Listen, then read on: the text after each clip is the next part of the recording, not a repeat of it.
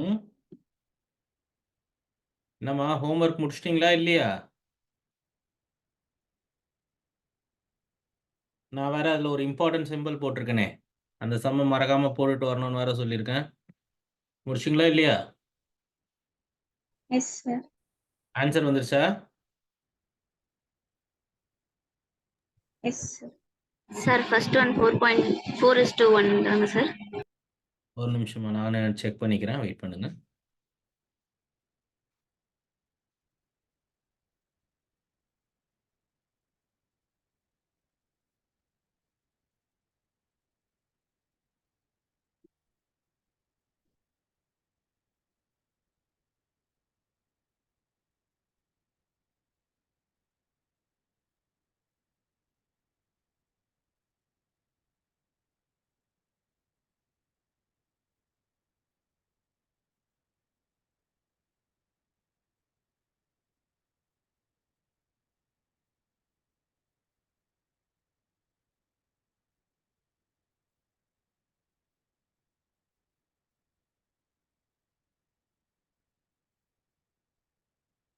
Energy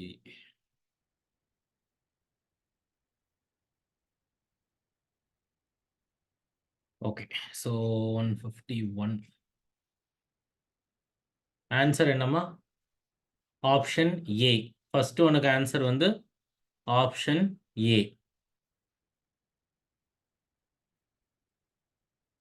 okay, next ஒனுக்கு answer வந்து option B. B.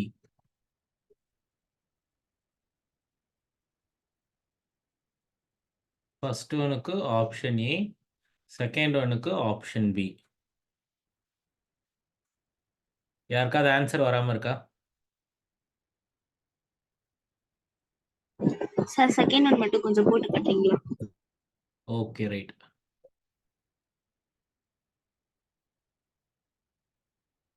Second one நான் போடுறேன்.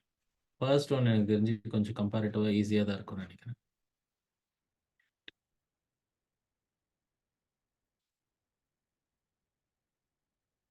அது ரொம்ப ரொம்ப இம்பார்ட்டண்ட்டான மாடல். எல்லாருமே கொஞ்சம் கவனமாக காது கொடுத்து இதை கேளுங்க. இப்போ நான் போட போகிற இந்த சம் வந்து ரொம்ப இம்பார்ட்டண்ட்டான சம்.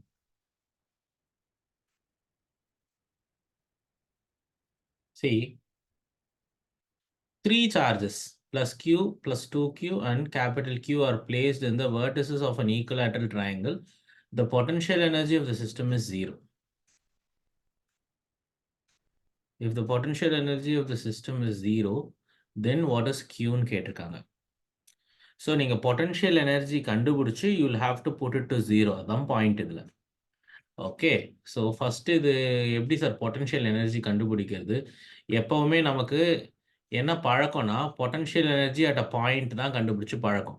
ஸோ ஒரு இடத்துல பொட்டன்ஷியல் எனர்ஜி எவ்வளோன்னு கேட்டால் நீங்கள் என்ன பண்ணுவீங்க, அந்த பாயிண்ட்டை சுற்றி இருக்கிற சார்ஜஸ்லேருந்து எவ்வளோ தூரம் இருக்குன்றதை கண்டுபிடிச்சி சிம்பிளாக நம்ம ஈக்குவேஷன்ஸ் எழுதி வேலையை முடிச்சிடுவோம். ஆனால் இங்கே டிஃப்ரெண்ட்டாக இருக்குது. இந்த பாருங்கள், நீங்கள் எப்படி வேணால் அரேஞ்ச் பண்ணலாம் சார்ஜஸை, கவலை கிடையாது. கியூ, இது 2Q, இது capital Q. See, total potential energy of the system first கண்டுபிடிக்கணும். சார் அது என்ன சார் பொட்டன்ஷியல் எனர்ஜினா என்ன? So potential energy is the ability to do ஒர்க்குன்னு நான் ஏற்கனவே சொல்லியிருக்கேன். ஸோ இங்கே என்ன சார் என்ன மாதிரி ஒர்க் பண்ண போகிறோம்னு நம்ம பார்ப்போம். சி, ஃபஸ்ட்டு நீங்கள் ஒரு சார்ஜ் கொண்டு வரணும். என்ன ஒர்க்குனா யூ வில் அசம்பிள் இட். ஏன் சார் அசம்பிள் பண்ணும்? இந்த பாரு, these charges R placed on the vertices. இதை நீ வெர்டிசஸ் ஆஃப் த ட்ரையாங்கிளுக்கு மேலே வைக்க போகிற. அதாவது எப்படி வைப்ப? லாஜிக் படி யோசிப்போம். ஃபர்ஸ்ட் இந்த ட்ரையாங்கிள் எல்லாமே காலியாக இருக்குது. ஓகே, நான் அழிச்சிடுறேன். ஒன்று ஒன்றா போடுவோம், வெயிட் பண்ணுங்க.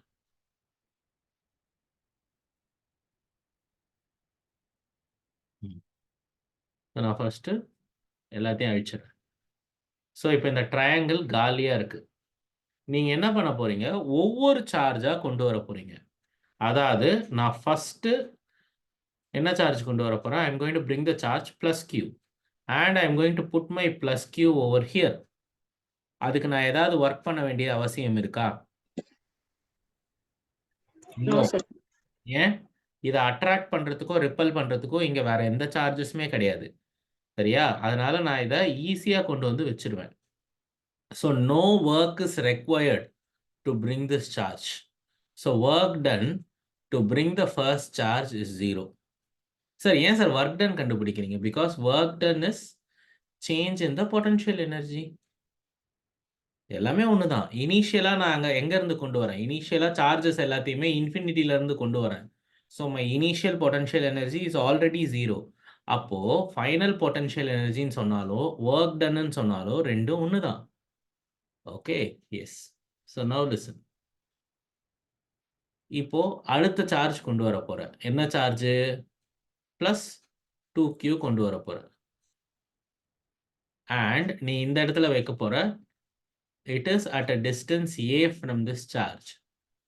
What is the potential energy or work done for this? K into Q into 2Q into distance இருந்ததுக்கு நடுவுல A. சரியா போச்சா? ஏன் சார் இப்போ இது போட்டீங்க? ஏன்னா இந்த சார்ஜ நான் அதே மாரி இன்ஃபினிட்டில இருந்து கொண்டு வரும்பொழுது, ஏற்கனவே இந்த இடத்துல நான் வச்ச பிளஸ் Qங்கிற சார்ஜ் இத ரிப்பல் பண்ணும்.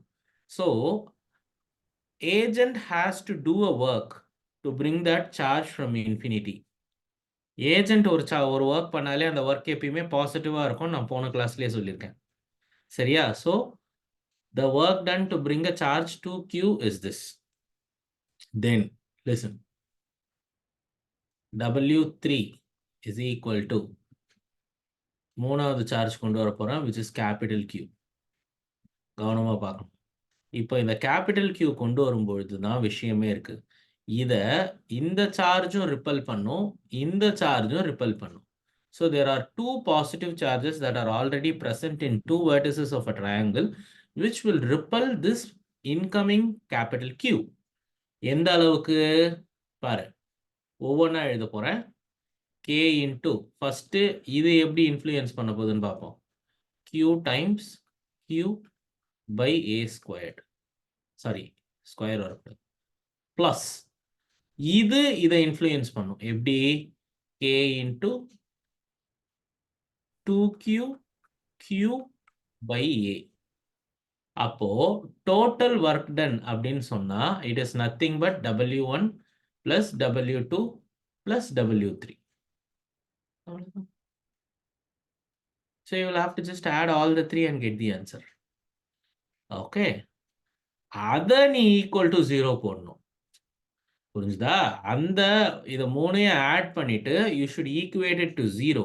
0க்கு ஈக்குவேட் பண்ணி எல்லாத்தையும் புஷ் பண்ணி ஒரு பக்கம் சிம்பிளிஃபை பண்ணினா உனக்கு இது ஆன்சரா கிடைக்கும். இப்படிதான் இந்த சம் போடணும். ஃபர்ஸ்ட் உனக்கு இந்த ஈக்குவேஷன் எழுத தெரியணும். அதுதான் ரொம்ப crucial. So work done in assembling the charges in ட்ரையாங்கிள்னு சொன்னா ஒவ்வொரு சார்ஜா கொண்டு வரணும். ஸோ ஃபர்ஸ்ட் நான் இங்க இந்த சார்ஜ் கொண்டு வந்தேன், ரெண்டாவது இந்த சார்ஜ் கொண்டு வந்தேன், மூணாவதா இந்த சார்ஜ் கொண்டு வந்தேன். ஃபர்ஸ்ட் இந்த சார்ஜ் கொண்டு வரும்போது இங்க எதுவுமே இல்லை, காலியா இருந்தது. ஸோ உன்னோட ஒர்க் 0. நீ ரெண்டாவது சார்ஜ் கொண்டு வரும்போது இது இந்த இடத்துல இருக்க போகுது. ஸோ இது வந்து இந்த சார்ஜ் இன்ஃப்ளூயன்ஸ் பண்ணும். எந்த அளவுக்கு? இந்த அளவுக்கு. இப்போ நீ மூணாவது சார்ஜ் கொண்டு வரும்போது ஏற்கனவே நீ கொண்டு வந்த 1 and 2 சார்ஜஸ் நீ வரப்போற மூணாவது சார்ஜஸை இந்த அளவுக்கு இன்ஃப்ளூயன்ஸ் பண்ணும். So the overall work done ன்னு கேட்கும்போது you will have to simply add all the 3 works that you have calculated. Right?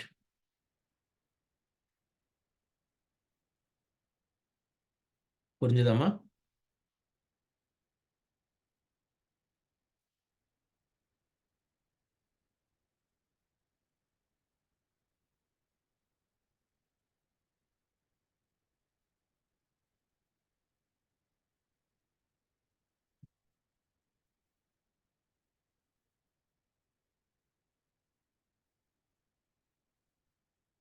இன்னும் யாருக்காவது ஏதாவது டவுட் இருக்கா?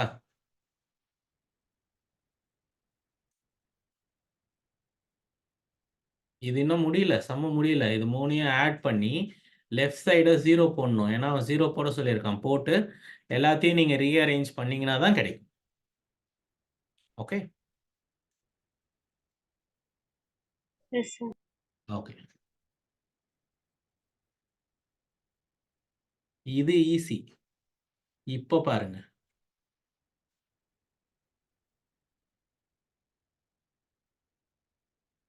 Now it's going to be square.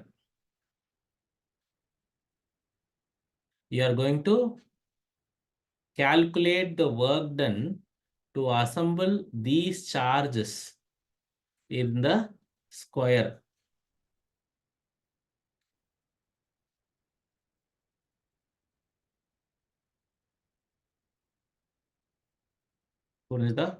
What is the work done in assembling the 4 charges?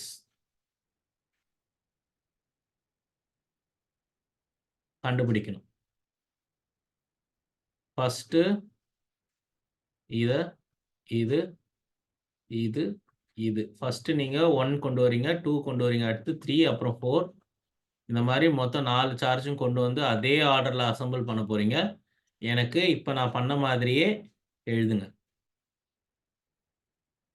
Start. இப்போ ஒருத்தரை கூப்பிட்டு நான் கேட்பேன்.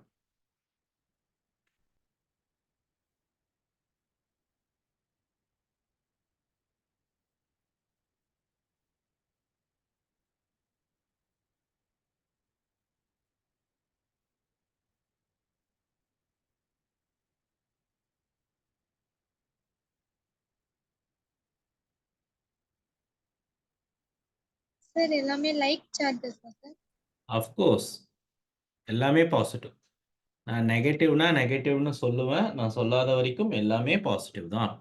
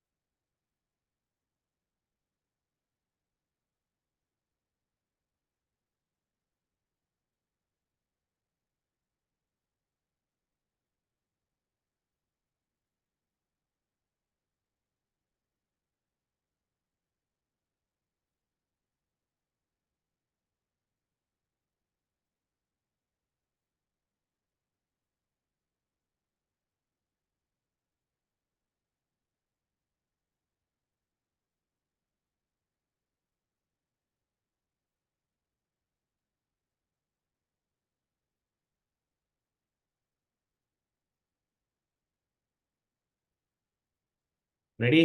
Start பண்ணலாமா?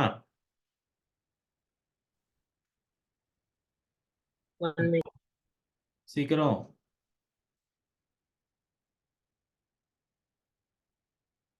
மோக்ஷிதா மைக் அன்மியூட் பண்ணுங்க.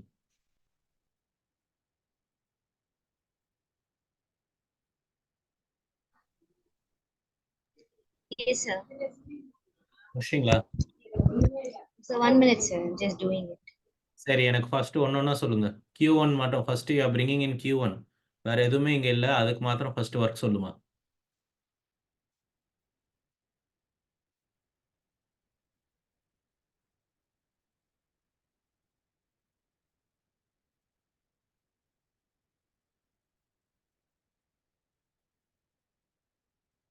நிதிஷ்.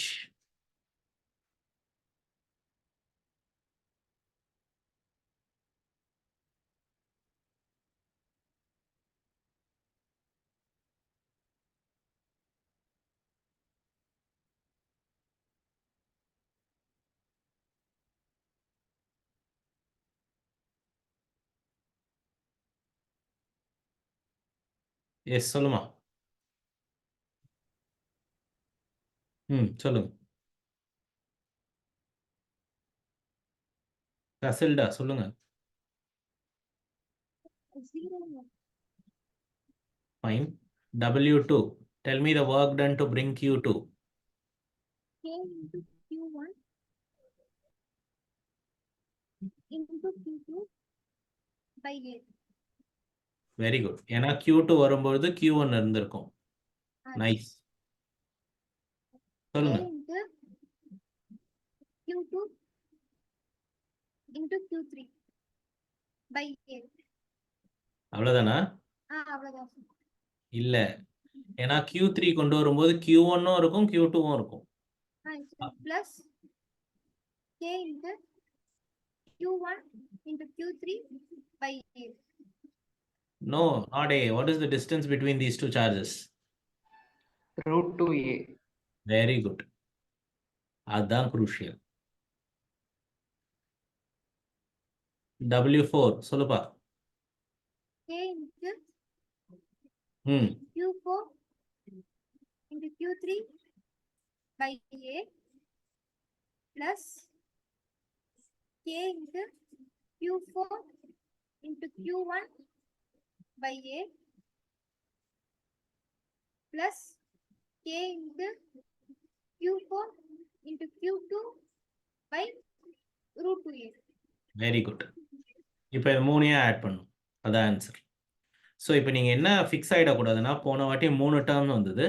சரி 3 சைடுன்றதுனால 3 டேர்ம், இப்போ 4 சைடு இருக்கிறதுனால 4 டேர்ம் வருமா அப்படின்னு நினைக்கக்கூடாது. ஸோ இந்த இடத்துல 6 டேர்ம் இருக்கு. புரிஞ்சுதா? That's important.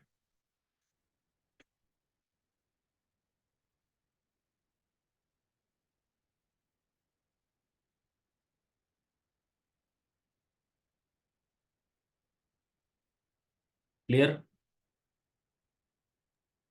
Yes, sir.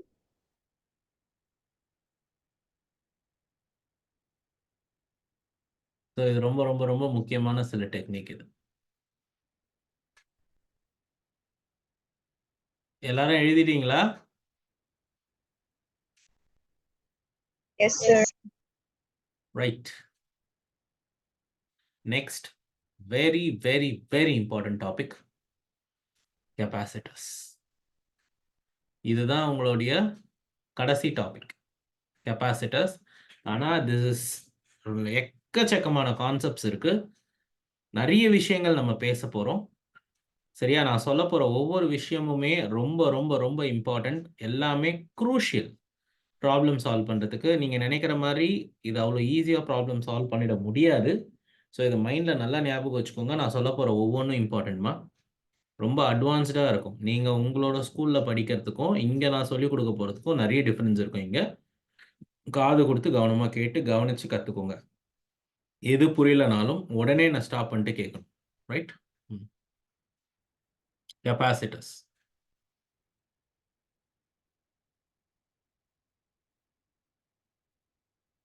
அப்படின்னா என்ன?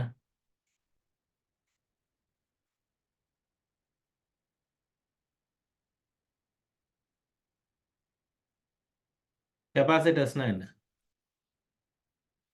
Capacitor is basically a charge storing device. கெப்பாசிட்டரில் நான் சார்ஜை ஸ்டோர் பண்ணி வைப்பேன், எனக்கு தேவைப்படும் போது எடுத்து யூஸ் பண்ணி. ஸோ அது வந்து ஒரு ஸ்டோரேஜ் கம்பார்ட்மெண்ட். ஆனால் இங்கே என்ன ஸ்டோர் பண்ண போகிறோம்? சார்ஜஸை. சரி சார், இப்போ இதை எங்கே யூஸ் பண்ணுவோம்? எல்லா ஃபேன்லேயுமே நீங்கள் மேலே பார்த்தீங்கன்னா அந்த கப்பு ஒன்று இருக்கும்ல, அந்த கப்பை எடுத்துகிட்டு பார்த்தீங்கன்னா உள்ளே வந்து ஒயிட் கலர் சிலிண்டர் ஒன்று, சிலிண்ட்ரிக்கலாக ஒயிட் கலர் ஒரு எக்யூப்மெண்ட் இருக்கும். அதுக்கு பேர் தான் capacitor.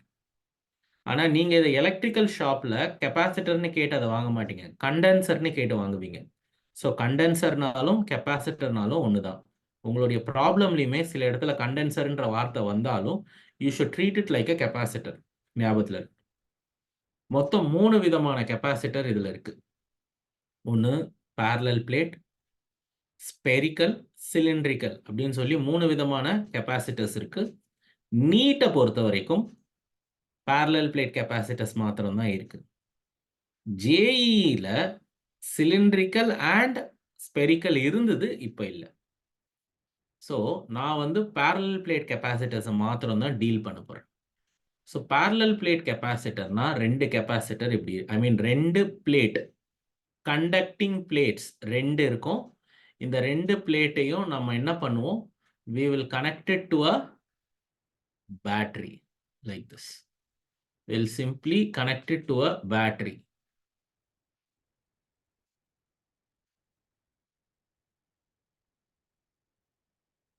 V.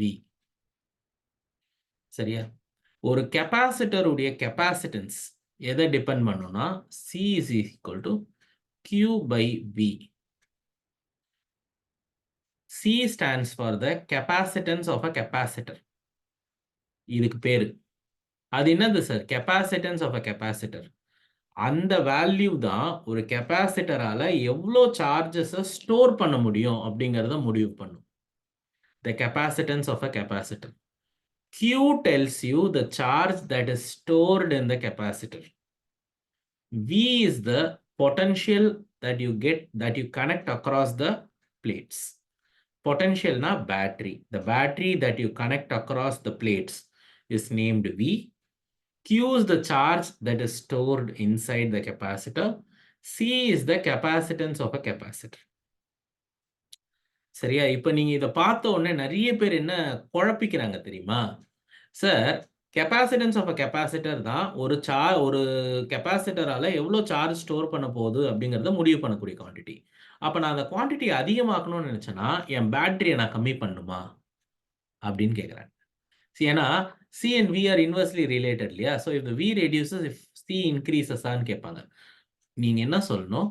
The capacitance of a capacitor depends only on the dimension of the capacitor. வேற எந்த ஃபேக்டர் மேலேயும் அது டிபெண்ட் ஆகாது. நான் ரிப்பீட் பண்றேன். The capacitance of a capacitor depends only on the dimension of the capacitors. அதாவது என்ன plate use பண்றோம், பிளேட்டோட சைஸ் என்ன, அந்த ரெண்டு பிளேட்டுக்கு நடுவில் எவ்வளோ டிஸ்டன்ஸ் இருக்கு அப்படிங்கிறத பொறுத்து தான் ஒரு கெப்பாசிட்டர்ல நம்ம எவ்வளோ சார்ஜ் ஸ்டோர் பண்ண முடியுங்கிறது முடிவாகும். ஐ ரிப்பீட், ஒரு கெப்பாசிட்டர்ல என்ன சைஸ் இருக்கிற பிளேட் யூஸ் பண்றோம் அண்ட் அந்த பிளேட்டுக்கு நடுவில் என்ன மீடியம் இருக்கு பிளஸ் அந்த ரெண்டு பிளேட்டுக்கு நடுவில் என்ன டிஸ்டன்ஸ் இருக்கு, இந்த ஃபேக்டர்ஸை வச்சு தான் ஒரு கெப்பாசிட்டருடைய கெப்பாசிட்டன்ஸ் முடிவாகும். இந்த ஃபார்முலா படி it is not directly related to the charge நார் யுவர் பொட்டன்ஷியல். Remember that. சரி, இப்போ என்னதான் சரி இதுல இருந்து நான் கத்துக்கிறேன் அப்படின்னு பார்த்தா ரெண்டு கெப்பாசிட்டர் இருக்கு. ஓகே, ரெண்டு டிஃப்ரெண்ட் கெப்பாசிட்டர் இருக்கு அண்ட் அந்த ரெண்டு டிஃப்ரெண்ட் கெப்பாசிட்டர்லையும் நான் ஒரே அளவுக்கு சார்ஜை ஸ்டோர் பண்ணணும்னு நினைக்கிறேன். ஃபார் எக்ஸாம்பிள், இதோ பாரு, இப்படி ஒரு கெப்பாசிட்டர் இருக்கு, இதோட கெப்பாசிட்டன்ஸ் C1. இன்னொரு கெப்பாசிட்டர் இருக்கு, அந்த கெப்பாசிட்டருடைய கெப்பாசிட்டன்ஸ் C2. இப்போ இந்த ரெண்டு கெப்பாசிட்டருடைய கெப்பாசிட்டன்ஸும் வேற வேற வேற வேற இந்த சென்ஸ் மேபி இதோட பிளேட் பெருசா இருந்திருக்கலாம், இல்லை இந்த ரெண்டு பிளேட்டையும் நான் கிட்ட கிட்ட வச்சிருந்திருக்கலாம். அந்த மாதிரி ரெண்டு கெப்பாசிட்டரும் ரெண்டு வித்தியாசமான கெப்பாசிட்டர்ஸ். இப்போ பாயிண்ட் என்னன்னு கேட்டீங்கன்னா, நீங்க இதுல ஸ்டோர் பண்ண போற சார்ஜ். See, ரெண்டு சார்ஜ்மே ரெண்டுத்துலையுமே let's say we are going to store same amount of charge. அப்போ நான் என்ன சொல்லுவேன்? C is directly proportional to V. C is directly proportional to V. அதாவது கெப்பாசிட்டரும் வோல்டேஜும் டைரக்ட்லி ரிலேட்டடா. அதுக்கு என்ன அர்த்தம் தெரியுமா? Let's say C1 is greater than C2ன்னு வச்சுக்கலாம். அப்போ V1 is greater than V2. அதுக்கு என்ன அர்த்தம்னு பார்த்தீங்கன்னா, நீங்க C1ங்கிற கெப்பாசிட்டர்ல Qங்கிற அளவுக்கான சார்ஜ் ஸ்டோர் பண்றதுக்கு V1 அப்படிங்கிற பொட்டன்ஷியல் தரணும். அண்ட் C1 ஜாஸ்தியா இருக்கிறதுனால அங்க கொடுக்க போற நீ V1ம் ஜாஸ்தி. Sorry, I think I made a mistake here. யாருமே சொல்லல, ஐ மேட் அ மிஸ்டேக். நீங்களும் பார்த்துட்டே இருக்கிறீங்க. C is directly proportional to 1/V. அதான் பார்க்குறேன், என்னடா தப்பா வருது என்கிட்ட. ஸோ இது V2, இது V1. சி, அப்போ இதுல என்ன அர்த்தம்னு கேட்டீங்கன்னா, நீ C வந்து ஜாஸ்தியா இருக்கு, அப்போ அங்க சார்ஜ் நான் ஸ்டோர் பண்றதுக்கு V1ங்கிற பொட்டன்ஷியல் கொடுக்கணும். ஆனா V1ன்ற பொட்டன்ஷியல் V2வை விட கம்மி. ஸோ இதுல என்ன அர்த்தம் தெரியுமா? If the capacitance of the capacitor is more, to store the same amount of charge it's enough if I give the less battery to it. இதே if the capacitance of the capacitor is less, to store the same amount of the charge, I have to provide a greater potential to it. So potential is nothing but the work that's offered by your battery. என்ன works battery offer பண்ண போகுது? The battery does the work to move the charges from the conducting plates so that the plates become charged and it starts behaving like a capacitor. The point. The point. Clear-ஆ? புரிஞ்சுதாமா? Doubt இருந்தா கேளுங்க. Sir, once repeat பண்ணுங்க. ஒண்ணுமே இல்லை. இதை பாருங்க, capacitor is a charge storing device. நான் அதில் சார்ஜ் ஸ்டோர் பண்ண போகிறேன். சார் எப்படி சார் சார்ஜ் ஸ்டோர் பண்ணுவீங்கன்னு கேட்டால், நான் ஒரு பிளேட்டை ஒரு பேட்டரியுடைய பாசிட்டிவ் டெர்மினலோடையும் ஒரு பிளேட்டை பேட்டரியோடைய நெகட்டிவ் டெர்மினலோடையும் கனெக்ட் பண்ணுவேன். அப்படி கனெக்ட் பண்ணும்போது என்ன ஆகும்னா, இந்த கண்டக்டிங் பிளேட் இருக்குல்ல, ஸோ கண்டக்டிங் பிளேட் இனிஷியலாக நியூட்ரலாக இருக்கும். ஸோ இதில் இருக்கிற எல்லா நெகட்டிவ் சார்ஜஸையும் இந்த positive terminal of the battery attract பண்ணிடும். எல்லாமே இந்த ஒயர் வழியாக அப்படியே ஓடி இதுக்கு போயிடும். அப்போது இதில் மிச்சம் இருக்கிறதெல்லாம் பாசிட்டிவ் சார்ஜாக தான் இருக்கும். அதே மாதிரி இந்த பிளேட்டை நீங்கள் நெகட்டிவ் டெர்மினலோட கனெக்ட் பண்ணதுனால எல்லா பாசிட்டிவ் சார்ஜுமே இப்படி ஓடி போயிடும். அப்போது இதுக்கு வெறும் நெகட்டிவ் சார்ஜ் தான் இருக்கும். இப்படின்னு நினச்சிக்கணும். சரியா? So now the work is done by the battery to drive the charges. I repeat, the work is now done by the battery to drive the charges through this wire. Through this wire.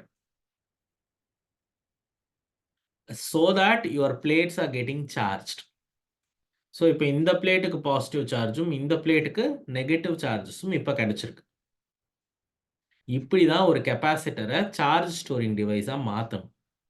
நான் repeat பண்ணுறேன். இந்த பாரு, நீங்கள் battery connect பண்ணதுனால என்ன ஆயிருக்கு, இந்த பிளேட்டுக்கு பாசிட்டிவ் சார்ஜும் இந்த பிளேட்டுக்கு நெகட்டிவ் சார்ஜும் தன்னந்தால கிடைச்சிருச்சு. தன்னால் இது ரெண்டுத்துக்குமே பாசிட்டிவ் அண்ட் நெகட்டிவ் சார்ஜஸ் கிடைச்சி. இப்படி தான் வந்து இதில் நீ சார்ஜை ஸ்டோர் பண்ணணும்.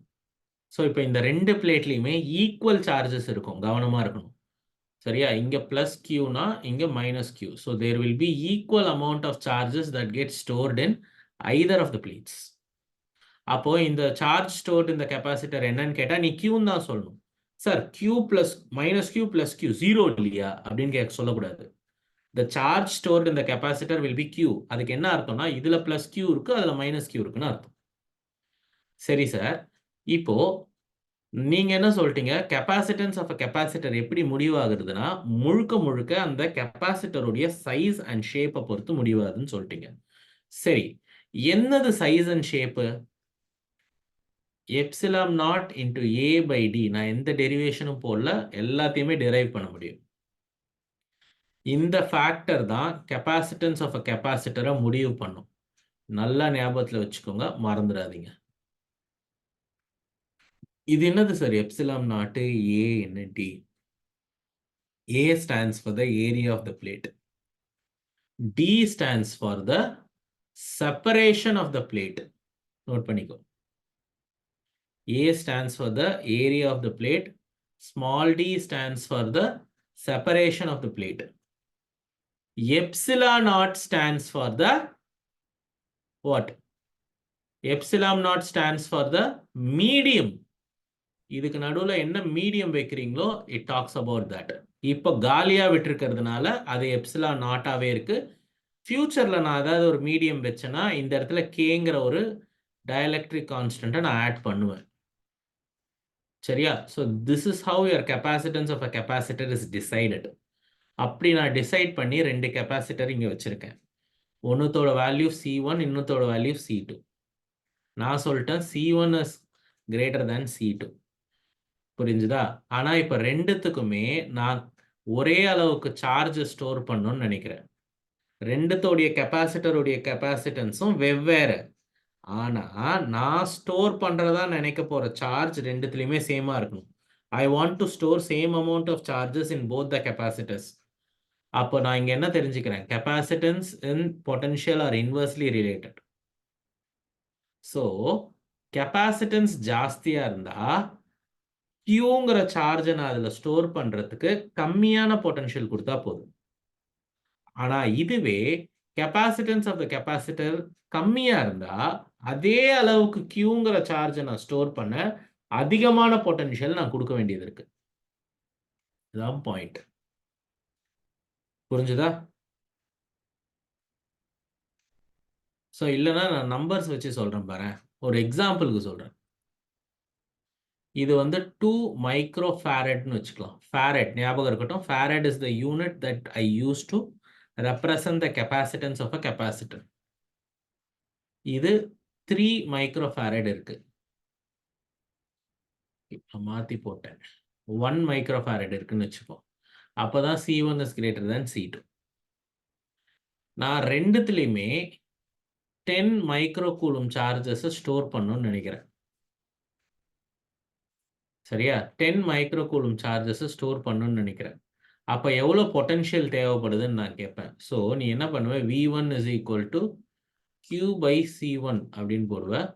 So 10 micro coulomb divided by 2 mu. Answer வந்து 5 வோல்ட் நீ போடணும். இதுவே அதே 10 வந்து நான் இப்போ எங்கே ஸ்டோர் பண்ண போகிறேன்?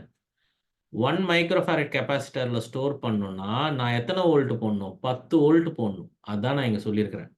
நான் 2 கெப்பாசிட்டர்லையுமே ஸ்டோர் பண்ண போகிற சார்ஜ் வந்து 10 மைக்ரோ கூலம்ஸ் தான். ஆனால் அதை நான் ஃபஸ்ட்டு கெப்பாசிட்டரில் பண்ணணும்னா நான் 5 வோல்ட் பேட்டரி போடணும். ரெண்டாவது கெப்பாசிட்டரில் பண்ணணும்னா 10 வோல்ட் பேட்டரி போடணும். ஏன்? ஏன்னா ரெண்டாவது கெப்பாசிட்டருடைய கெப்பாசிட்டன்ஸ் கம்மி. So I have to do more work to store the same charge. புரிஞ்சுதா விஷயம்? இதான் நான் சொல்லிட்டு இருக்கேன். Yes, sir. Next. Capacitance in series and capacitance in parallel. அதுக்கு போகிறதுக்கு முன்னாடி I'd like to talk about something else. இப்போ கொஞ்ச நேரத்துக்கு முன்னாடி தான் சொன்னேன். Capacitance of a capacitorனா epsilon naught into A by Dன்னு சொல்லி.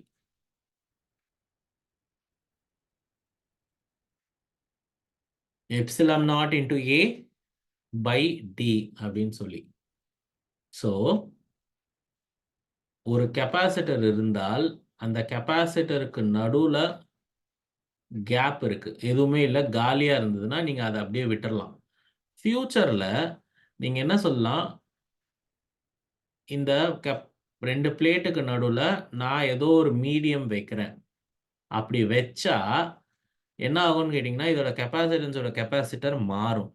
எப்படி சார் மாறும் அப்படின்னா, நீங்கள் எங்கெல்லாம் எப்சிலான் நாட் போடுறீங்களோ அங்கெல்லாம் ஒரு கேயை சேர்த்துக்கணும். சார் இந்த கே என்னது? K is the dielectric constant of the material. K is the dielectric constant of the material. நீங்கள் என்ன மெட்டீரியலை நடுவில் வச்சிருக்கீங்களோ அந்த மெட்டீரியலோடைய dielectric constant தான் K, which is K times C.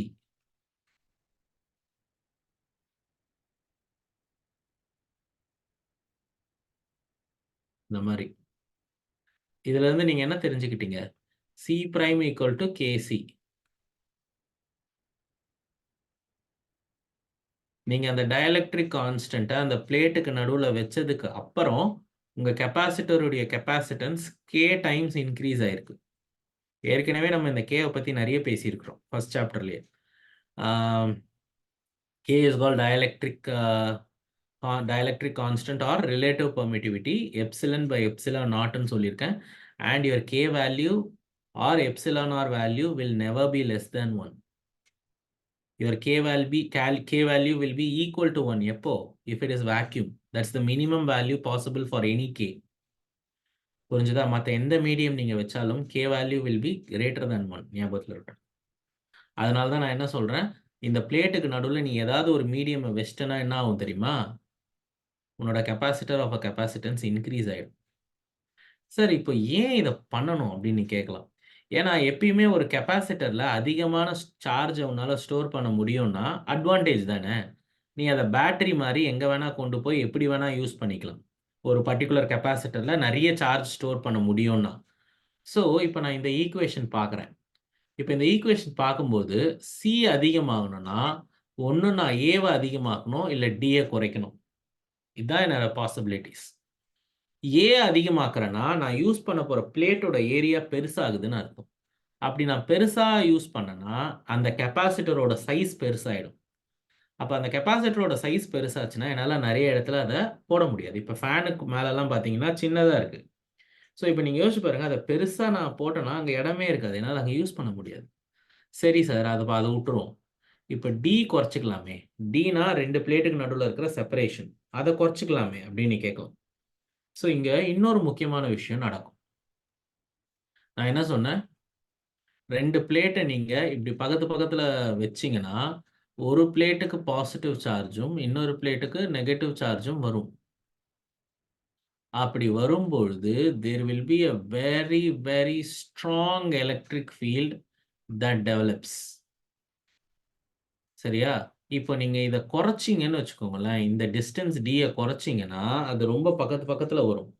வரும்பொழுது உன்னோட கெப்பாசிட்டன்ஸ் ஆஃப் கெப்பாசிட்டர் இன்க்ரீஸ் ஆகும். அப்படி இன்க்ரீஸ் ஆச்சுன்னா இதில் சார்ஜும் இன்க்ரீஸ் ஆகும். அப்போ இந்த எலக்ட்ரிக் ஃபீல்டும் ஸ்ட்ராங் ஆகும். அப்படி ஸ்ட்ராங் ஆச்சுன்னா நடுவில் இருக்கிற ஏர் மீடியமை அப்படியே அயனைஸ் பண்ணி ஷார்ட் ஆகிடும். தட் கேனாட் ஹேப்பன் இல்லையா? அப்படியே ஷார்ட் ஆச்சுன்னா அது எரிஞ்சு போயிடும். அதுவும் நடக்கக்கூடாது. அதுக்காக இன்னொரு முக்கியமான ஃபேக்டர் இருக்கு, எப்சிலான் நாட். அந்த இடத்துல ஒரு டயலெக்ட்ரிக் மீடியமை போட்டுருவாங்க. ஸோ இப்போ நீங்கள் அந்த இடத்துல ஒரு கேங்கிற டயலெக்ட்ரிக் மீடியமை போட்டுட்டீங்கன்னா என்ன ஆகிடும்? The capacitance of a capacitor will automatically increase k times. K times increase ஆயிடும். நீ ஒன்றுமே பண்ண வேண்டாம். நீ அதோட ஏரியாவையும் மாற்ற வேண்டாம், அந்த பிளேட்ஸையும் கிட்ட கொண்டு வர வேண்டாம். ஜஸ்ட் நீங்கள் அது மிடில் இருக்கிற அந்த மெட்டீரியலை மாத்திரம் ப்ளே பண்ணால் போதும். புரிஞ்சுதா?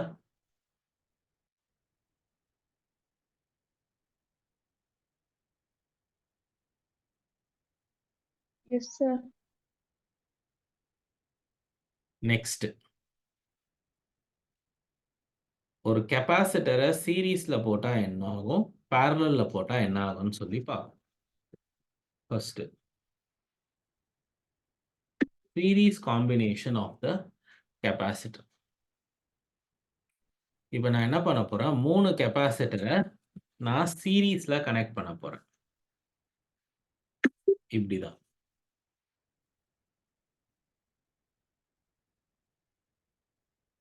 எப்போ ஒரு கெப்பாசிட்டரும் இன்னொரு கெப்பாசிட்டரும் சீரீஸ்ல இருக்கிறதா அர்த்தம், கவனமா பாருங்க.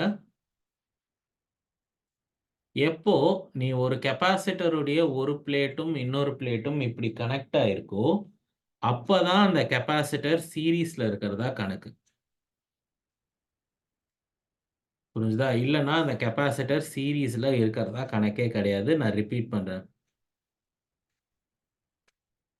ஓகே, நான் ரிப்பீட் பண்றேன், நல்லா கவனிங்க. இப்போ இங்க ஒரு பிளேட் இருக்கு. இந்த பிளேட்டை வந்து நீங்க பாசிட்டிவ் டெர்மினலோட கனெக்ட் பண்ணியிருக்கீங்க, சரியா? அப்போ இந்த பிளேட்டுக்கு பாசிட்டிவ் சார்ஜ் வந்துடும். நான் இதை ஏற்கனவே சொல்லியிருக்கேன். அதுக்கு ஆப்போசிட்ல இருக்கிற பிளேட் நெகட்டிவ் சார்ஜ் வந்துடும். இந்த பிளேட்டை எடுத்துன்னு போய் நீங்க இன்னொரு பிளேட்டோட கனெக்ட் பண்ணியிருக்கீங்க. அந்த பிளேட்டுக்கு பாசிட்டிவ் சார்ஜ் வரும். அது வந்து இன்னொரு பிளேட்டுக்கு மேல நெகட்டிவ் சார்ஜை இன்டியூஸ் பண்ணும்.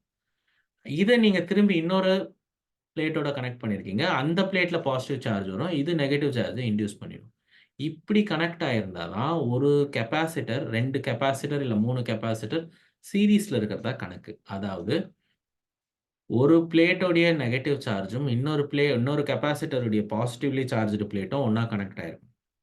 அப்படி கனெக்ட் ஆனா மாத்திரம்தான் ரெண்டுத்துக்கும் நடுவில் சீரீஸ் கனெக்ஷன் இருக்கிறதா அர்த்தம். ஒன்று.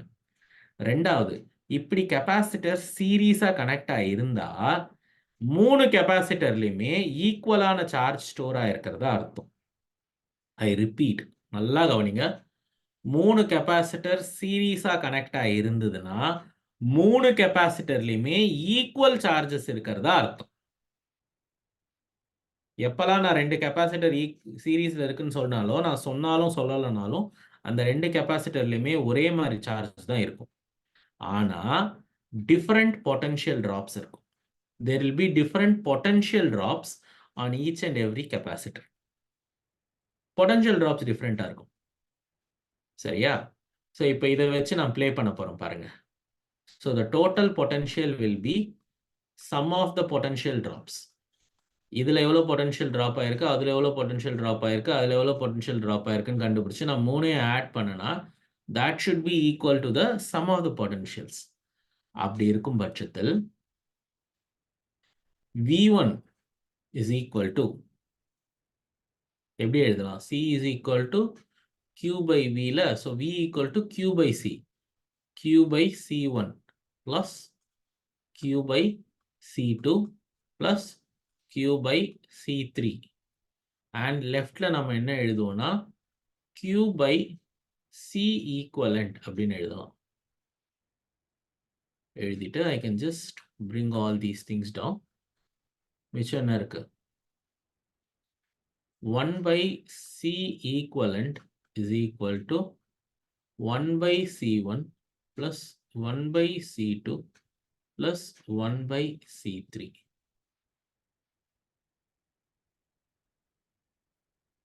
இதுதான் formula to find the equivalent capacitance when they are connected in series. Note பண்ணிக்கோங்க.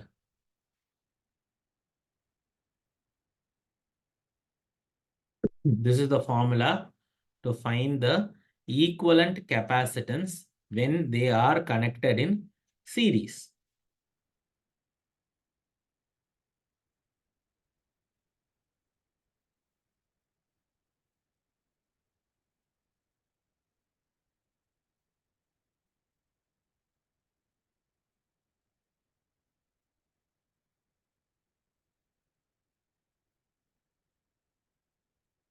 புரிஞ்சுதா?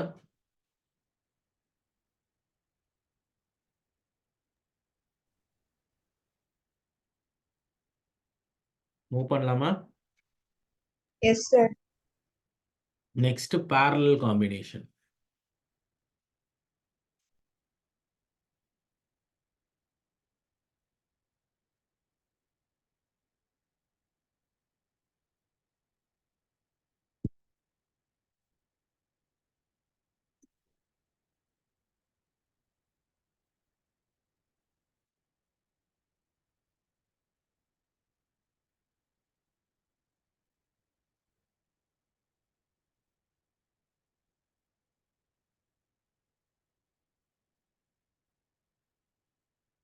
So, இப்போ பார்த்தீங்கன்னா 1, 2 and 3 capacitors are connected in parallel. So, கவனமா ஞாபகத்தில் வச்சுக்கோங்க. When the capacitors are connected in parallel, the amount of charge that gets stored will be different. And potential drop will be same. எல்லாத்துக்கு மேலேயும் potential drop same-ஆ இருக்கும், which will be V. So, the potential drop on each and every capacitor will be the same. Ana charge stored will be different.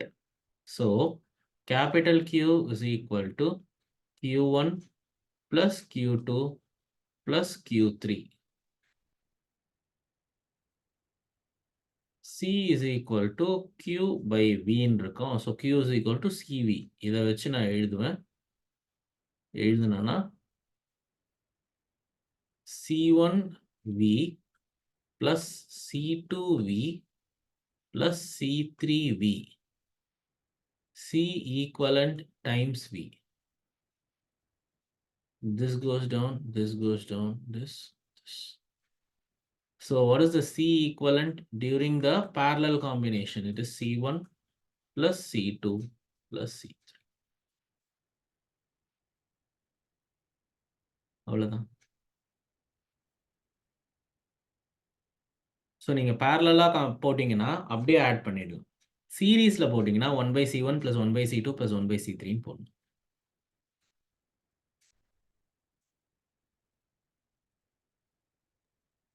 Okay.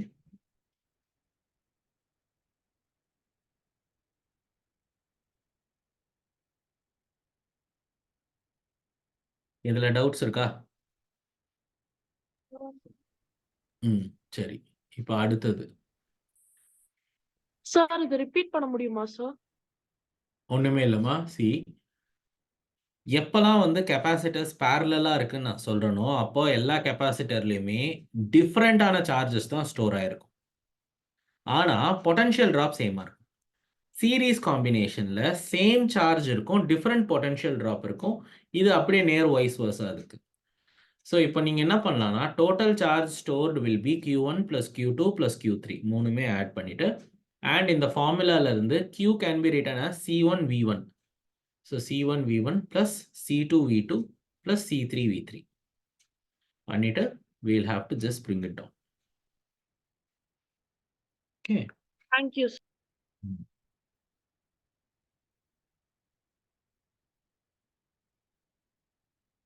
Okay இப்போ next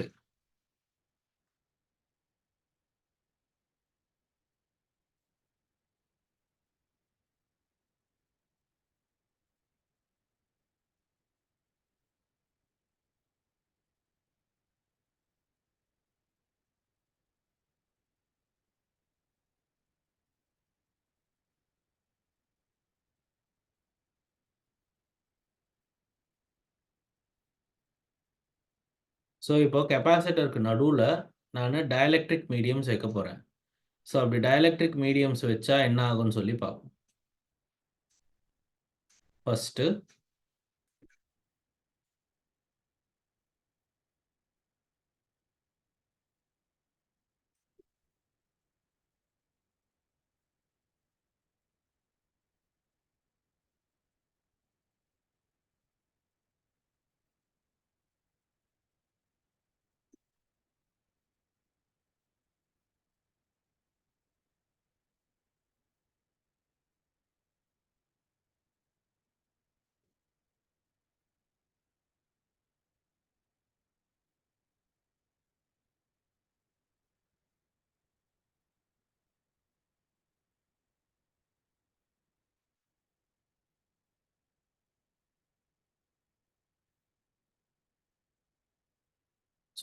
இதை note பண்ணிக்கோங்க.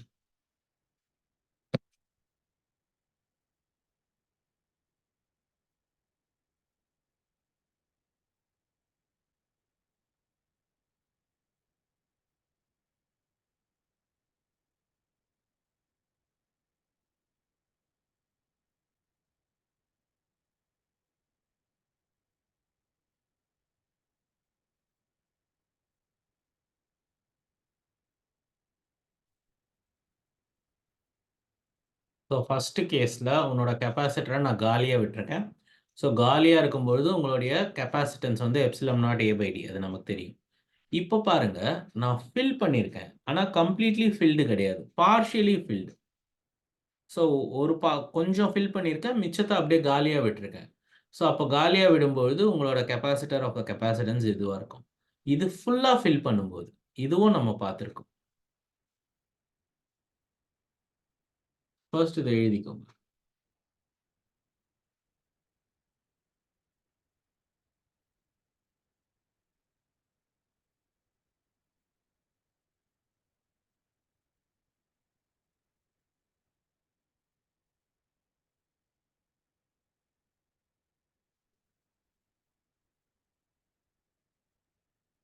இது second case.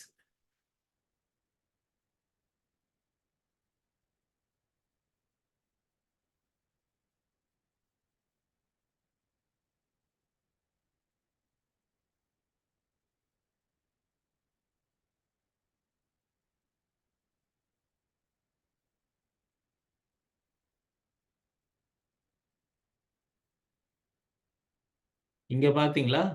இந்த பக்கம் மாத்திரம் of fill ஆயிருக்கு, இந்த பக்கம் காலியா விட்டுருக்கேன். அதே மாரி இந்த கேஸ்ல கீழ ஃபில் பண்ணியிருக்கேன், மேல காலியா விட்டுட்டேன். அப்போ கெப்பாசிட்டன்ஸ் எப்படி இருக்குங்கிறது.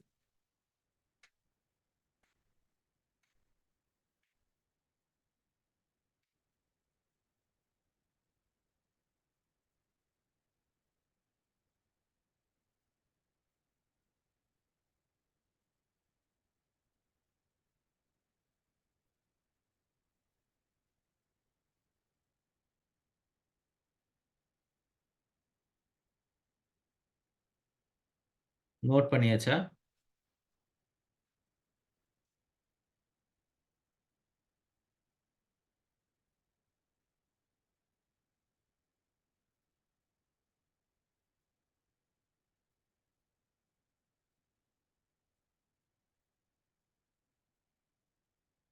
ஆக்சுவலா இத நம்ம எப்படி ட்ரீட் பண்ணோம்னா, இப்படிதான். இட்ஸ் a parallel combination அப்படின்னு சொல்றாங்க. பாருங்க.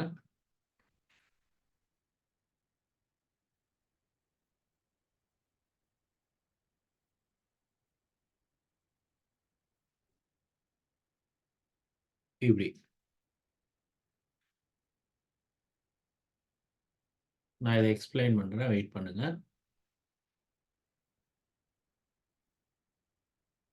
இப்படி ஃபில் பண்ணியிருந்தீங்கன்னா உன்னோட கெப்பாசிட்டர்ஸ் சீரீஸ்ல கனெக்ட் ஆயிருக்கிறதா அர்த்தம். இப்படி ஃபில் பண்ணா கெப்பாசிட்டர் பேரலலா கனெக்ட் ஆயிருக்கிறதா அர்த்தம். ஸோ இப்போ இதுக்கும் இதுக்கும் என்ன வித்தியாசம்? இது ரெண்டுமே கிட்டத்தட்ட சேம். ஆனா என்ன வித்தியாசம்னா இங்க 2 டிஃபரண்ட் திக்னஸ்ல டயலெக்ட்ரிக் மீடியம்ஸ் ஃபில் ஆயிருக்கு. எப்படி 2 டிஃபரண்ட் திக்னஸ்ல டயலெக்ட்ரிக் மீடியம்ஸ் ஃபில் ஆயிருக்கு. ஆனா இங்க ஒரு பர்டிகுலர் ஆஃப்ல ஒரு டயலெக்ட்ரிக் மீடியமும் இன்னொன்னு எக்ஸாக்டா காலியா விட்டுட்டு இருக்காங்க. ஸோ ரெண்டையும் கரெக்டா பாதி பாதியா பிரிச்சுட்டு ஒன்ன காலியா விட்டுட்டு ஒன்னுத்துல ஃபில் பண்ணியிருக்காங்க. இங்க அந்த மாதிரி எக்ஸாக்டா பிரிக்கல. புரியுதா? This is D1 and this is D2. Different thickness இது. அதே மாதிரி இங்க பாத்தீங்கன்னா கீழே லோயர் ஆஃப் ஆஃப் தி ஏரியாவை ஒரு டயலெக்ட்ரிக் மீடியமோடையும் அப்பர் ஆஃப் வந்து இன்னொரு காலியா விட்டுட்டு இருக்காங்க. ஸோ லிசன், இதை நீங்க எப்படி ட்ரீட் பண்ணலாம்னா it's like you are connecting 2 capacitors in parallel. அதாவது இப்படி கனெக்ட் பண்ணியிருக்கிறதா எடுத்துக்கணும். சி, இந்த இடத்துல K1 ஃபில் பண்ணியிருக்காங்க, இந்த இடத்துல K2 ஃபில் பண்ணியிருக்காங்க. அண்ட் உன் பிளேட்டோடைய செப்பரேஷன் அதே D தான். ஆனால் உன் பிளேட்டோட ஏரியா மட்டும் A/2ன்னு எடுத்துக்கணும். ஏன்னா நான் இதை தானே பாதி பாதியாக உடிச்சிருக்கேன். அப்படி இல்லைன்னா இதை A1ன்னும் இதை A2ன்னும் எடுத்துக்கணும். So it's like connecting 2 capacitors in parallel. அப்போ 2 கெப்பாசிட்டரை நீங்கள் பேரலில் கனெக்ட் பண்ணிங்கன்னா என்ன formula? Epsilon naught into A/2 epsilon naught into A/2 times D. C1க்கு C2வும் என்ன வரும்? Epsilon naught into A/2 into D. இங்கே K1 இருக்கு, இங்கே K2 இருக்கு. ஸோ அப்போ இங்கேயும் K1 வரும், இங்கே K2 வரும். So when they are connected in parallel என்ன வரும்? ஈக்குவலன்ட் காம்பினேஷன்ல you have to simply add them up. So இப்போ ஆட் பண்ணா என்ன ஆயிடும்? எப்சிலம் நாட் இன்ட்டு A/2D காமனா வெளியே வந்துடும். வந்துட்டு உள்ள வந்து K1 + K2 வந்துடும். சரியா? எப்சிலம் நாட் A/D இந்த இடத்துல இருந்து நான் C ரீப்ளேஸ் பண்ணிடுவேன். C ரீப்ளேஸ் பண்ணனா this is just C/2. Okay, so K1 K2 அப்படியே பேலன்ஸ் இருக்கும். அப்படியே K1 K2 இருக்கும். இப்போ இந்த கேஸ் எடுத்துக்கலாம். இப்போ வந்து உன் K1 வந்து K, K2 வந்து என்ன 1ன்னு வச்சுக்கலாமா? ஏன்னா ஏர் மீடியமுடைய டயலெக்ட்ரிக் கான்ஸ்டன்ட் வந்து 1. ஸோ இதில் நீங்கள் எக்ஸாக்டாக ஃபர்ஸ்ட் A/2 எப்படி ஃபில் பண்ணியிருக்கீங்க? K-ஆல ஃபில் பண்ணியிருக்கீங்க. நெக்ஸ்ட் A/2 நீங்கள் எப்படி ஃபில் பண்ணியிருக்கீங்க? வெறும் ஏரால ஃபில் பண்ணியிருக்கீங்க. ஏரோடைய டயலெக்ட்ரிக் கான்ஸ்டன்ட் 1. ஸோ அப்போ K + 1ன்னு வரும். புரிஞ்சுதா? அதை தான் நான் இங்கே எழுதியிருக்கேன். பார்த்தியா? ஆக்சுவலாக நான் என்ன பண்ணியிருக்கேன், இதை 2 கெப்பாசிட்டராக உடைச்சு இதுக்கு தனியாக கெப்பாசிட்டன்ஸும் இதுக்கு தனியாக கெப்பாசிட்டன்ஸும் கண்டுபிடிச்சிட்டு ரெண்டும் பேரலாக இருக்கிறதுனால ஆட் பண்ணியிருக்கேன். அப்படி கிடைச்சது தான் இது. அதே மாதிரி இப்போ நான் இதையும் என்ன பண்ணலாம்? தனித்தனியாக கண்டுபிடிக்கலாம். ஸோ தனித்தனியாக கண்டுபிடிச்சி I can just add it. ஆனால் இந்த வாட்டி சீரீஸ் காம்பினேஷனில் போடணும். So C1 is equal to epsilon naught into A by D/2 into K. C2 வந்து epsilon naught into A by D/2. அதுக்கப்புறம் எந்த காம்பினேஷன்ல போடுவீங்க? இதை சீரீஸ் காம்பினேஷன் ஃபார்முலாவில் போட்டிங்கன்னா திரும்பவும் இது உங்கள் ஆன்சராக வரும். ஓகே, சார் ஃபர்ஸ்ட் சொன்னீங்க sir parallel C1 equal to epsilon A K1 by 2D எப்படி சார் D தானே சார் கொடுத்துருந்தோம். இங்க கவனி. எந்த இடமா? Yes. ஏன்னா நான் 2D போடல, நான் A/2 போடுவேன். A/2 அந்த 2 கீழே வந்துருக்கு எனக்கு. ஓ நான் ஏன்னா இதை ஒரு கெப்பாசிட்டரா டீல் பண்ணி இதை ஒரு கெப்பாசிட்டரா பாருன்னு சொல்லிட்டேன். அப்போ கெப்பாசிட்டரோட பிளேட் A/2 மாறிடுது, ஏ கிடையாது. ஸோ அப்போ A/2 போட்டிங்கன்னா அந்த 2 கீழே வந்துடும். ஓகே,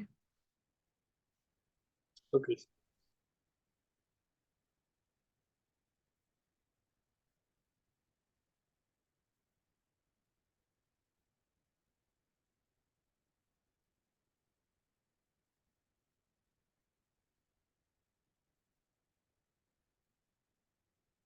ஸோ நான் இப்போ ஒரு ப்ராப்ளம் தரேன், நீங்கள் அந்த ப்ராப்ளம் போட்டிங்கன்னா உங்களுக்கு புரிய ஆரம்பிச்சிடும். வெயிட் பண்ணுங்க.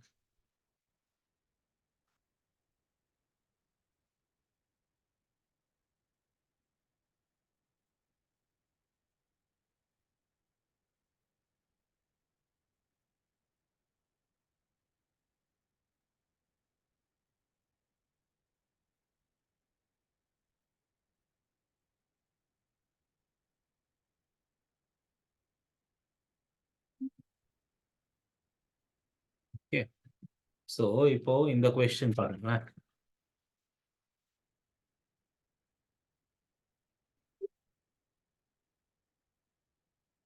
ஃபர்ஸ்ட் கொஸ்டினை எழுதுங்க.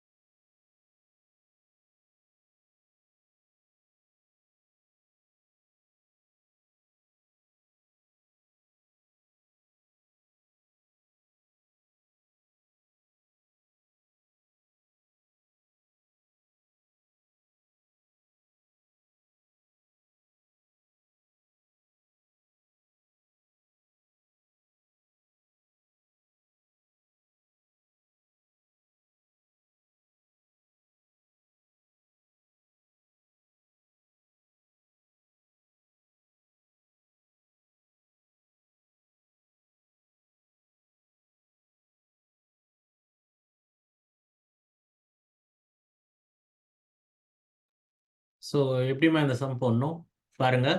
A capacitor is half filled with a dielectric constant K equal to 2. If the same capacitor is to be filled with the same dielectric constant, இங்க வந்து அதே dielectric constant போட போறாங்க, ஆனா வேற மாதிரி போடுறாங்க. பாத்தீங்களா, இங்க வந்து இப்படி ஃபில் பண்ணிருக்காங்க, இங்க இப்படி ஃபில் பண்ணிருக்காங்க. இந்த இதுல மட்டும் எக்ஸாக்டா ஆஃப் ஃபில்டுன்னு சொல்லிட்டாங்க. சரியா, அதனால எந்த குழப்பமும் வேண்டாம்.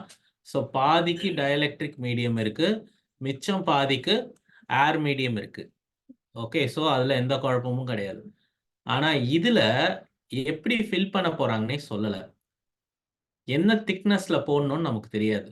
ஆனா எந்த திக்னஸ்ல போட்டா இதோடைய கெப்பாசிட்டன்ஸும் இதோட கெப்பாசிட்டன்ஸும் ஈக்குவலா இருக்கும்னு சொல்லி கேட்டிருக்காங்க. ஸோ ஃபர்ஸ்ட் நான் என்ன சொல்லிடுவேன், capacitance of this and capacitance of this is going to be equal. சரியா? அதில் எந்த குழப்பமுமே கிடையாது. அடுத்தது இதோடைய கெப்பாசிட்டன்ஸ் எப்படி எழுதுறது? சரி, இதை நல்லா ஞாபகம் வச்சுக்கோங்க. Epsilon naught into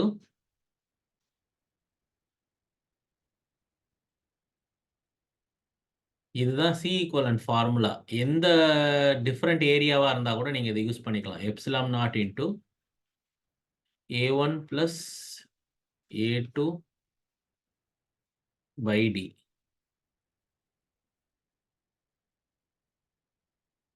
Okay, so epsilon naught into A1 plus A2 into D. நீங்கள் என்ன ஏரியாஸ் இருக்கோ you can just simply add it over here. இங்கே வந்து பார்த்தீங்கன்னா epsilon naught into இருங்க K நம்ம போடலையே, வெயிட் பண்ணுங்க. epsilon naught into A1 K1 plus A2 K2ன்னு வரும். ஒரு வாட்டி நான் செக் பண்ணிக்கிறேன், வெயிட் பண்ணுங்க. I am not confident about this. Correct. A1 K1 plus A2 K2 by D. இது இந்த கெப்பாசிட்டருக்கு. இதில் நீங்கள் என்ன பண்ணலான்னா, என்ன ஏரியா எந்த கெப்பாசிட்டன்ஸ் கொடுத்தாலும் நீங்கள் இதை ஹேண்டில் பண்ணிடலாம். அதுக்காக நான் ஃபார்முலா பில்ட் பண்ணி கொடுக்குறேன். இப்போ இதுக்கு வந்து பார்த்தீங்கன்னா D1 by K1 D2 by K2 அந்த மாதிரி போயிட்டே இருக்கும். அந்த மாதிரி it just keeps going on. So இப்போ இதை பேஸ் பண்ணி நான் எழுத போகிறேன். C1 பாருங்க, எப்சிலான் நாட்டுக்கு எப்சிலான் நாட் அப்படியே போட்டுருவேன். A1க்கு A/2 இதை கேவா, கேக்கு கே நான் அப்படியே போட்டேன். ப்ளஸ் திரும்பவும் இது A/2 இங்கே ஃபுல்லாக வேக்யூம் இருக்குது, இல்லை ஏர் மீடியம் இருக்குது. 1 1 by D. C2 பார்த்தீங்கன்னா இதே ஃபார்முலாவில் எழுத போகிறேன். எப்படி எழுத போகிறேன் பாருங்கள். Epsilon naught into A by இதோட திக்னஸ் Tன்னு எனக்கு தெரியும். So T by K plus இப்போ இதோட திக்னஸ் என்ன? D minus T தானே. இதோட thickness D minus T. So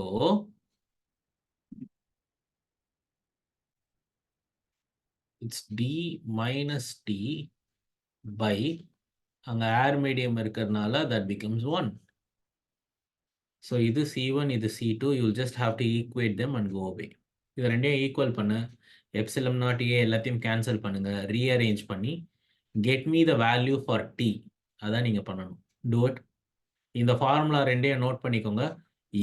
எதுவாக இருந்தாலும் டீல் பண்ணலாம். இதில் எந்த மாதிரி ஏரியா என்ன மாதிரி ஃபீலிங்காக இருந்தாலும் you can just deal it with this. போடுங்க பார்க்கலாம்.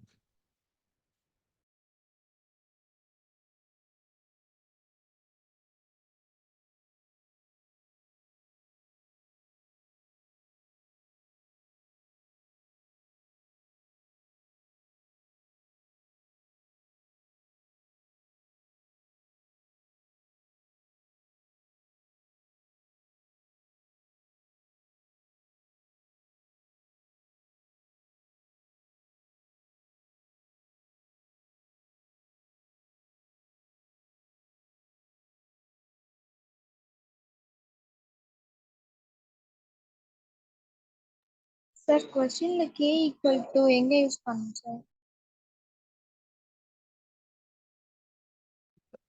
நம்ம K ஈக்குவல் டு 2ன்னு எடுத்துக்கோங்க. அப்படிதான் எடுக்க சொல்லியிருக்காங்க. K ஈக்குவல் டு 2ன்னு எடுத்துக்கோங்க ரெண்டுத்துக்குமே.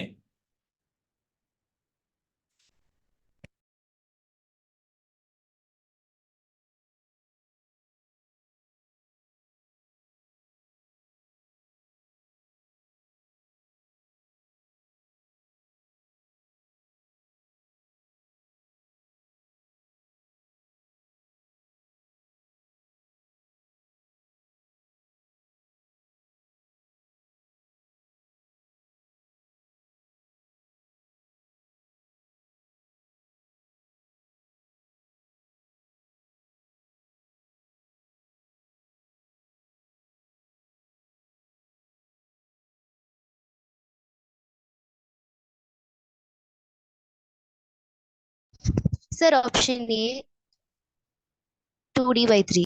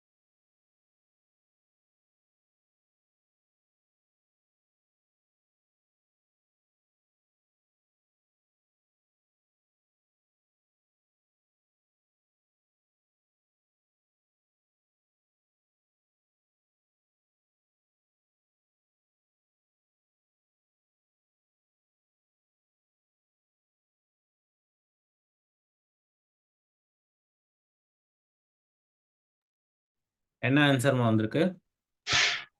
Sir, 2D by 3. 2D by 3. Nice, correct. எல்லாருக்குமே அப்படிதான். ஜஸ்ட் ஈக்குவேட் பண்ணி கேன்சல் பண்ணி எடுக்க வேண்டியதுதான். இதுக்கப்புறம் சிம்பிளிஃபிகேஷன் தான்.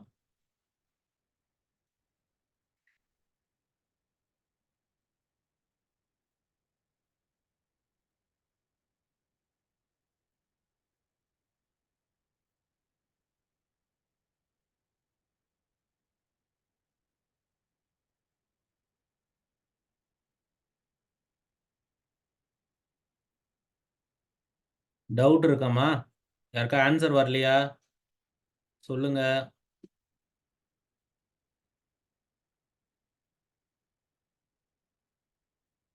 ஓகே. ஸோ இப்போ அடுத்த சம்பவம். ஸோ இந்த மாதிரி மாடலில் சம்ஸ் வரும். அப்படி இல்லைன்னா இது பாருங்க.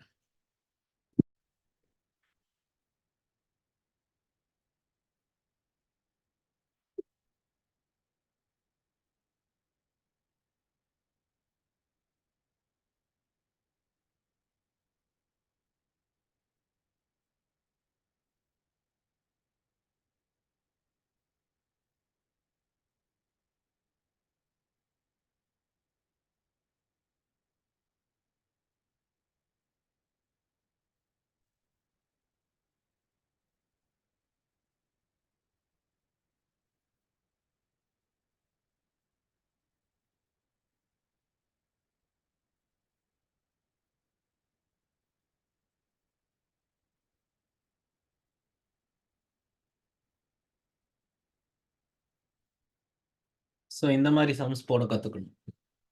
இன் this, what is the equivalent capacitance between A and B அப்படின்னு கேட்டிருக்காங்க. So equivalent capacitance between A and பினா, ஏ அண்ட் பிக்கு நடுவில் தான் நீங்கள் பேட்டரி கனெக்ட் பண்ணியிருக்கீங்கன்னு அர்த்தம். அப்படி இருக்கும் பட்சத்தில் you have to see which one is the whole combination வந்து சீரிஸ் parallel crack பண்ணும். யாராவது ஒருத்தர் போட முடியுமா? இது எப்படி பண்ணணும்னு சொல்லுங்க பார்க்கலாம்.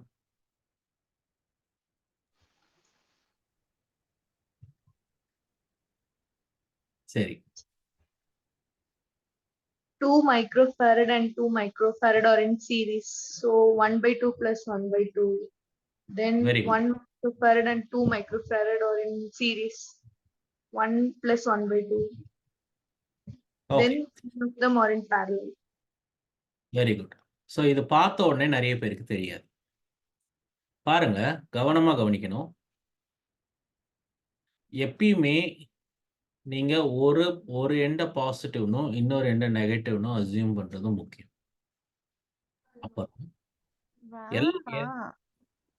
அப்புறம் you have to see which one is in series and which one is in parallel. உங்களோட கால்குலேஷனை நீங்க சீரிஸ் காம்பினேஷன்ல இருந்து தான் ஆரம்பிக்கணும். ஸோ இப்போ நிறைய பேர் என்ன நினைப்பாங்க, சார் இது ரெண்டும் சீரீஸா, இது ரெண்டும் சீரீஸ்ல இருக்கா அப்படின்னு கேட்பாங்க. அது ரெண்டும் சீரிஸ்ல இல்ல. ஸோ இப்போ இதை எப்படி கண்டுபிடிக்கிறது சார்? இது எப்படி ரெண்டுமே சீரிஸ்ல இல்லைன்னு நீங்க எப்படி சொன்னீங்க? நான் இந்த டெக்னிக் ஃபாலோ பண்றது உண்டு. நீங்க ஒரு எண்ட பிளஸ்னும் ஒரு எண்ட மைனஸ்னும் நினைச்சுக்கணும். கரண்ட் இப்படியே ஃப்ளோ பண்ற மாதிரி இமேஜின் பண்ணிக்கோ. கரண்ட் இப்படியே போகுது. ஆனா கரண்ட் நிஜமாவே கெப்பாசிட்டர் வழியா ஃப்ளோ ஆகாது. ஒரு எக்ஸாம்பிளுக்காக சொல்றேன். எப்பெல்லாம் கரண்ட் வந்து ஒரு ஜங்ஷனை மீட் பண்ணுதோ அப்பெல்லாம் பிரியும். ஸோ இப்போ கரண்ட் இங்க வந்தது. இந்த ஜங்ஷனை மீட் பண்ணோன்னா 3ஆ பிரிஞ்சிடும். இந்த கரண்ட் இப்படியே போய் இது வழியா போய் இப்படி போய் இங்க சேர்ந்துரும். அப்போ இப்படி போயிட்டு இந்த இடத்துல ஜங்ஷனை தொடும்பொழுது என்ன ஆகும்னா இந்த கரண்ட்டும் ஆட் ஆகி இது வழியா போகும். திரும்பவும் இந்த கரண்ட் இங்க வரும்பொழுது இந்த கரண்ட்டும் ஆட் ஆகி இதுக்கு போயிடும். இதான் நடக்கும். நீங்க கேட்கலாம் சார் இப்போ இது ஏன் போட்டு காமிச்சிங்கன்னுட்டு. எப்போ ஒரே கரண்ட் 2 கெப்பாசிட்டர் வழியா போதோ அப்போ அந்த 2 கெப்பாசிட்டரும் சீரீஸ்ல இருக்கிறதா நீங்க தெரிஞ்சுக்கலாம்.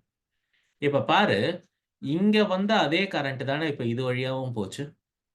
நடுவுல அது பிரியறதுக்கு வாய்ப்பே கிடையாது. இல்ல சேர்றதுக்கும் வாய்ப்பு கிடையாது. அப்போ இந்த 2 கெப்பாசிட்டரும் சீரீஸ்னு அர்த்தம். ஆனா இதுவும் சீரீஸாங்கிற குழப்பம் நிறைய பேருக்கு இருக்கு. அதுக்கு என்ன சொல்லுவேன், இப்ப பாரு, இங்க ஸ்பிளிட் ஆன கரண்ட் தான் இதுல போகுது. அதே மாதிரி இந்த கரண்ட்டும் ஆட் ஆகி இங்க வரப்போகுது. அப்ப கண்டிப்பா இந்த கரண்ட்டும் ஈக்குவல் கிடையாது. So, these two capacitors are not equal. I mean, not in series. புரிஞ்சுதா? இப்படி நீங்க புரிஞ்சுட்டு போடணும்.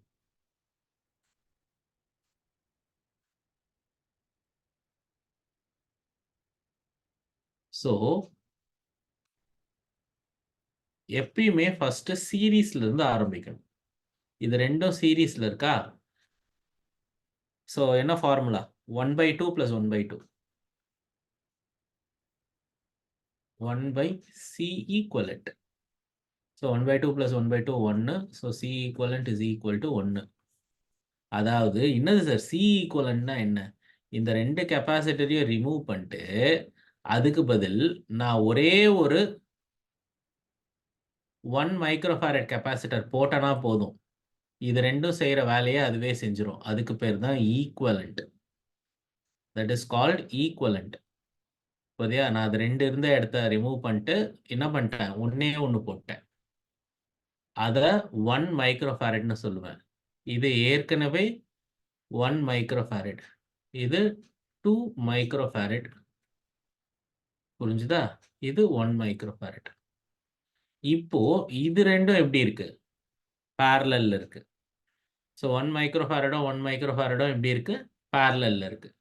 ஸோ பேரலல்ல இருந்தா என்ன ஃபார்முலா? பேரலல்ல இருந்தா என்ன formula? C equivalent to C1 + C2. அப்படியே ஆட் பண்ணா போதும். ஸோ 1 + 1 2 ஆயிடும். 1 + 1 this becomes 2.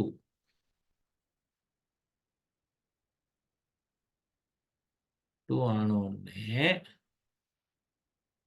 நான் அதை ரெண்டையும் ரிமூவ் பண்ணிட்டு அந்த இடத்துல ஒரே ஒரு 2 போட்டா போதும். அது செய்யற வேலையை அது ஒரு கெப்பாசிட்டர் பண்ணிடும்.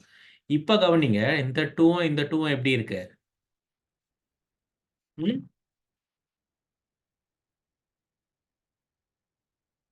அந்த 2ம் இந்த 2ம் எப்படி இருக்குமா? சொல்லுங்க. சீரீஸ்ல இருக்கா? திரும்பவும் நான் இந்த மொத்த காம்பினேஷன் ரிமூவ் பண்ணிட்டு ஒரே கெப்பாசிட்டரா போடலாம். என்ன capacitor? You can just put a single capacitor and அந்த கெப்பாசிட்டரோட வேல்யூ என்ன வரும்? திரும்ப 1/2 + 1/2 ரெசிப்ரோக்கல் பண்ணா 1. 1.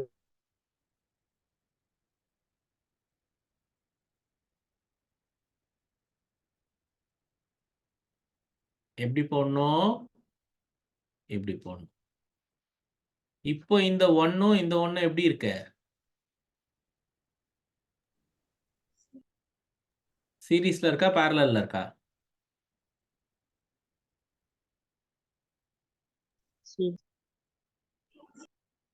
பேரலல்ல இருக்கு. இதோ பாருங்க, பாசிட்டிவ் டெர்மினல் இங்கேயும் கனெக்ட் ஆயிருக்கு, இங்கேயும் கனெக்ட் ஆயிருக்கு. அதே மாதிரி நெகட்டிவ் டெர்மினல் இங்கேயும் கனெக்ட் ஆயிருக்கு, இங்கேயும் கனெக்ட் ஆயிருக்கு. எப்போ வந்து ஒரு கெப்பாசிட்டர் சீரிஸ்னு சொன்னேன். எப்போ ஒரு பிளேட்டோட இன்னொரு பிளேட் இப்படி கனெக்ட் ஆயிருக்கோ அப்பதான் இது சீரிஸ், இல்லைன்னா பேரலல். ஓகே, ஸோ இப்படி இருக்கு.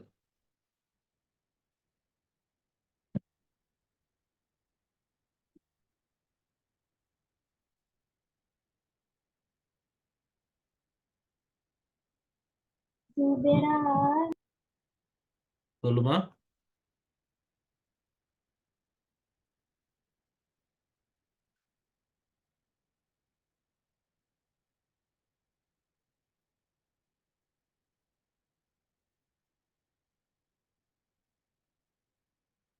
இப்போ இதுவே வந்து இப்படி கனெக்ட் ஆயிருக்குன்னு வச்சுக்கோயேன். இப்போ என்ன அர்த்தம், இதுக்கு ரெண்டும் பேரலல்ல இருக்கிறதா அர்த்தம். ஸோ இப்போ இங்கே ப்ளஸ்னா இதுக்கும் ப்ளஸ் இருக்கும், இதுக்கும் ப்ளஸ் இருக்கும். இந்த பிளேட்டும் ப்ளஸ், இந்த பிளேட்டும் மைனஸ், இது மைனஸ், இது மைனஸ். ஸோ அப்போ இது பேரலல் தானே அர்த்தம். இப்போ அதே மாதிரி தான் இதுவும் கனெக்ட் ஆயிருக்கு பாரு. இப்போ இந்த ரெண்டு பிளேட்லேயுமே உங்களுக்கு என்ன சார்ஜஸ் இருக்கும், ப்ளஸ் சார்ஜஸ் இருக்கும். இந்த ரெண்டு பிளேட்லேயுமே நெகட்டிவ் சார்ஜஸ் இருக்கும். So they'll be connected in parallel. So 1 plus 1, 2.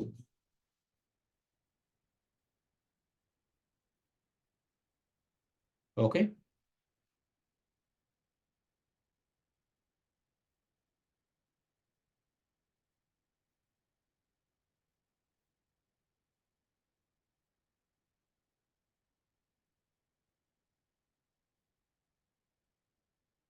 புரிஞ்சுதா?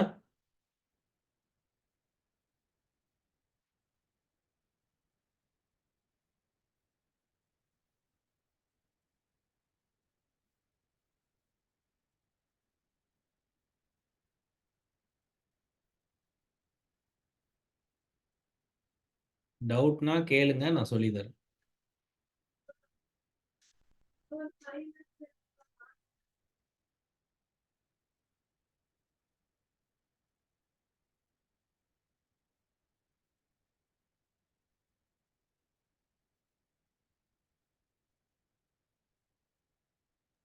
சார் டயக்ராம்ல 2 கெப்பாசிட்டருக்கு பதிலா ஒரு கெப்பாசிட்டர் போட்டு மட்டும் சொல்றீங்களா சார் இன்னொரு வாட்டி?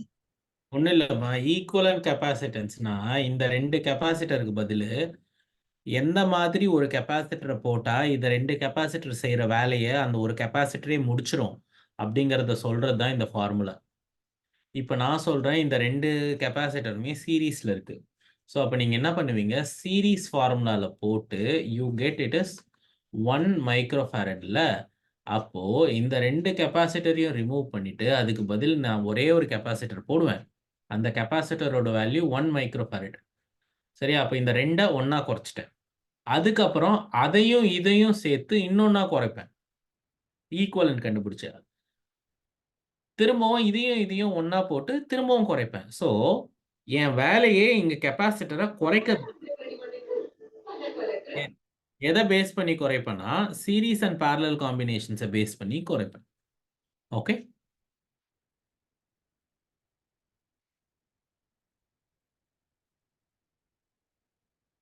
that's how it works.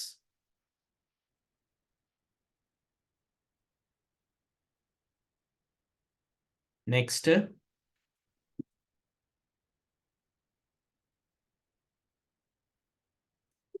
இந்த சம் போடுங்க பார்க்கலாம்.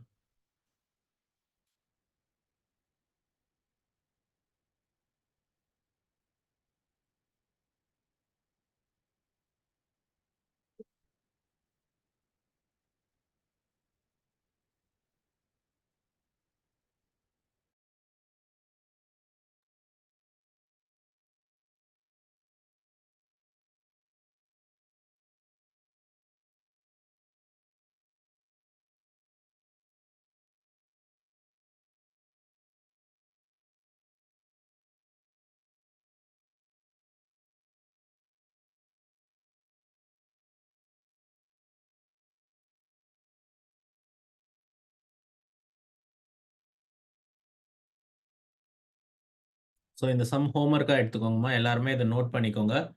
So we will stop here today. நாளைக்கு நான் இந்த சம் எப்படி பண்ணணும்னு சொல்லி கொடுக்குறேன் ஃபர்ஸ்ட் இது, ஏன்னா இது கொஞ்சம் டைம் ஆகும். ஃபர்ஸ்ட் இதை எல்லாருமே நோட் பண்ணிக்கோங்க. இந்த டயக்ராமை கரெக்டாக வரைஞ்சிட்டு ட்ரை பண்ணுங்க. நாளைக்கு கிளாஸில் வந்தோடனே ஃபர்ஸ்ட் நான் இந்த சம் போட்டு காட்டுறேன்.